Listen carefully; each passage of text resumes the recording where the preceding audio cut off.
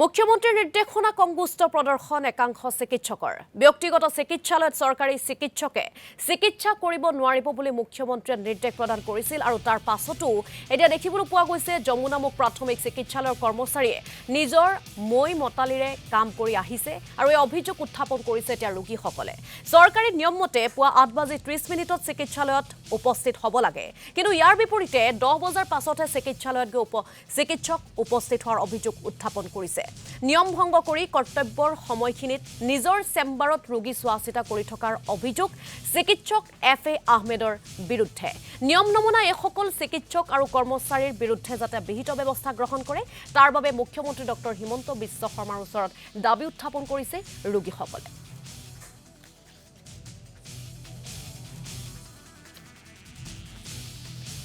আজিও তেওঁলোকে কমান্ডৰ আহিছে 10:15 আৰু ডক্টৰো 10:15 10টাৰ আগত তেওঁ ঘৰখনত চেম্বাৰ বনাই লৈছে তেওঁ কোৱাৰ্টাৰত চেম্বাৰ বনাই লৈছে পেশেন্ট চাই এইবিলাক আমাৰ ৰোগী আহি থিয় হৈ তাৰ মানে এনেকে ৰোগী হল আহিছে একদম সিৰিয়াছ ৰোগী হৈ আহিছে তেওঁলোকে টাইমলি